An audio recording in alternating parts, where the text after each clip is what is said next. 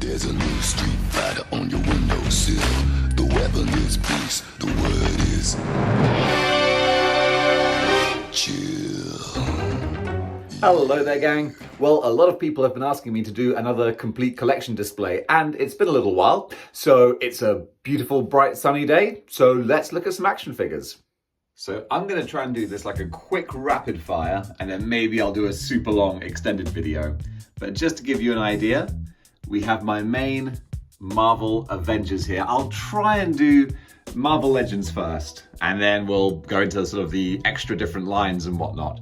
So we have our Legends with a bit of a 90s kind of theme to them, but I guess it's very classic Avengers over there. Then we've got Crimson Dynamo, who's going to be joined by some of the Red Guard pretty soon. And then we have full-on classic Spider-Man over here. I'm a big fan of the retro wave, and those guys have just, excuse me, I was drinking coffee. Those guys have just like made the classic Spider-Man set so good to look at. So yeah, I absolutely love the classic retro Spider-Man. Now we go back past the Avengers. Looking gorgeous. Love those guys. Got some street level vigilantes here, along with a hand ninja. And we got a more sort of spooky kind of set over there. And now we're getting a bit cosmic. Getting a bit cosmic and a bit mystical. Where's Doctor Strange, you ask? Well, yes, we're all asking that, aren't we? Here we go with some Fantastic Four type characters, keeping a sort of a cosmic-y kind of theme there. That's an awesome base that was given to me by one of the good brothers who watches this show. And there is the cosmic section. Now we kind of start to go into the Marvel Legends by sort of generations and decades, I guess. So we've got kind of an 80s, it's mainly Spider-Man themed. So we've got kind of an 80s Spider-Man theme here with lots of street level Spider-Man type characters. Six-armed Spider-Man, maybe I should pair him up with Morbius since they both appeared together. But there we go, it's kind of a 80s, 70s, 80s street level section there.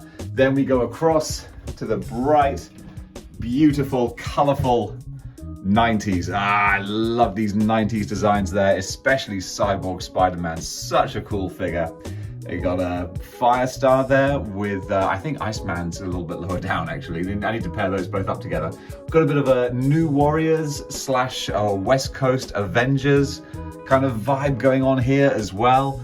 Got Wendigo, who I used to have teamed up with Wolverine. I need to rearrange these a little bit. And a little bit of a Hulk theme too, with Abomination and the leader sniffing Firestar's hair. That's a little bit creepy.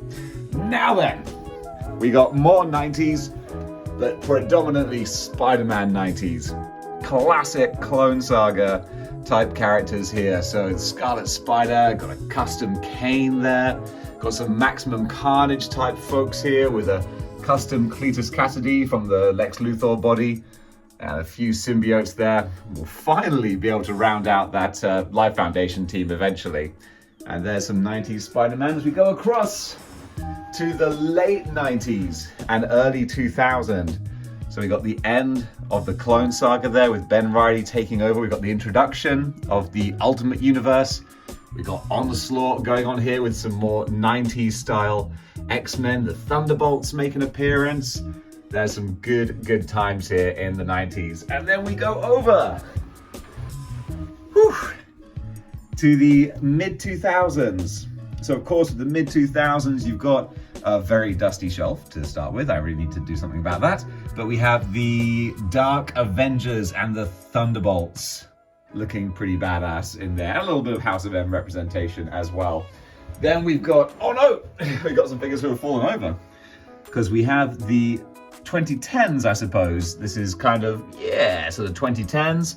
You got Red Hulk, Agent Venom, Toxin, all those kinds of characters. I really like Jack-O-Lantern's appearance in Agent Venom. We need to see some more of him. We got the superior foes of Spider-Man. But of course, that then lends the question, where is Superior Spider-Man? Well, I'm glad you asked. Because we have our, oh no, I tell you what, Ashley Barton always falls over. I won't try and fix her here because that would just be a disaster. But we have our Spider-Verse type shelf. I'm always tempted to kind of integrate these guys in more in a chronological kind of way. But we will see. Right now it's just every sort of miscellaneous Spider character and Ashley Barton having a nap there. Then we go down, you know what, I need to do some real rearranging because again, we're getting sort of like miscellaneous and mismatch kind of characters. Like this is kind of a random villain shelf, but then we've got, you know, Anti-Venom and Red Goblin in there with the symbiote Spider-Man. I tell you what, I gotta do a full cleanup and reorganization of this lot because it's all a little bit higgledy-piggledy, a little bit mismatch, and I'm not down with that. I like things to make sense. Need some order in society. So we have kind of, I think sort of, I don't know, modern street level type characters, but geez, then you got Poison in there. Dave, what are you doing, man? There's just all sorts of stuff. A bit of a problem with that is because Marvel keep releasing lines like random symbiote characters that don't really fit in with anything else, and it's like, come on, you're killing me. Like, what am I going to do with Venom Pool? I mean, I love him, but what am I going to do with him? Then we have, there you go, some sort of order. A cosmic shelf. That makes a little bit more sense here. So the awesome cosmic Ghost Rider, some of the Captain Marvels there, a bit of Nova and the big heavy hitters in the back there. I like sort of classic Thanos and King Thanos there, bit of Death's Head. These guys look kind of cool.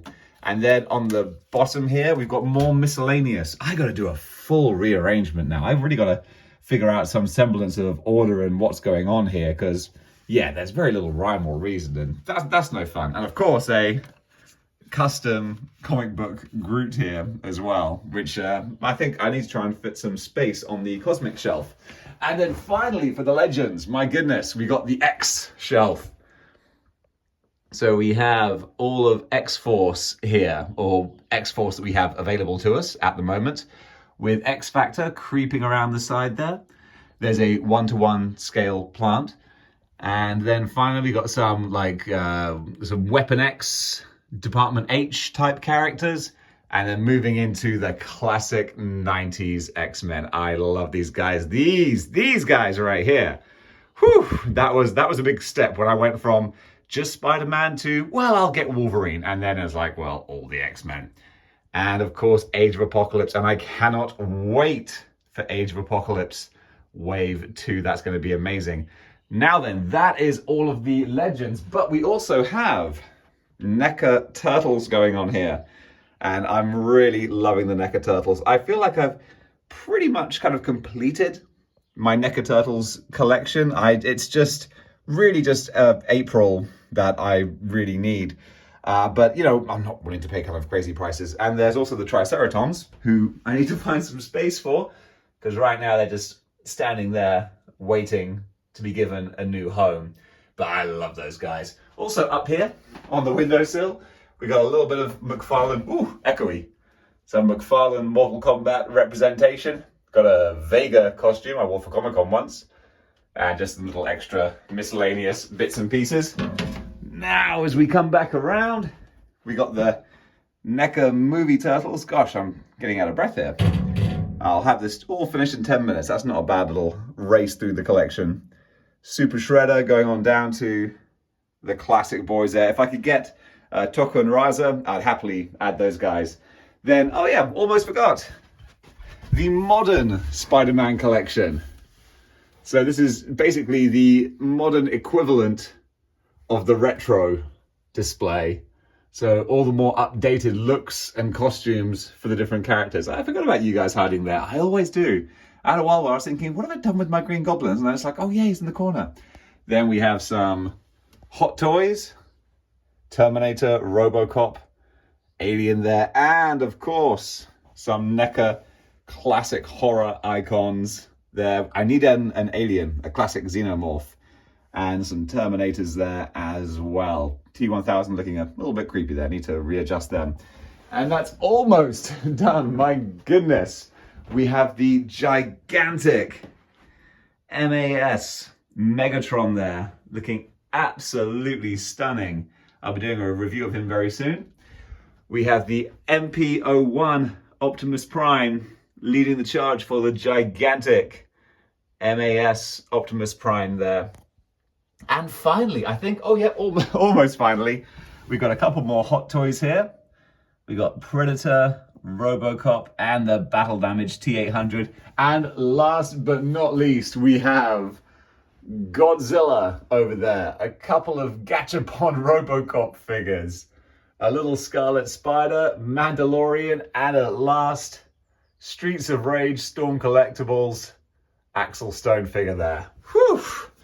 And that just about does it. And guys, that was the super quick tour through the man cave. If you'd like a more, in-depth kind of discussion on every shelf, that could be kind of fun. What I need to do is rearrange those shelves so they actually make some more sense. But a lot of folks are asking for a tour, so who am I to deny that? But yeah, this has given me some inspiration to get some order and a semblance of, design going on here. So that's my job for next week. And until next time, guys, keep displaying model behavior.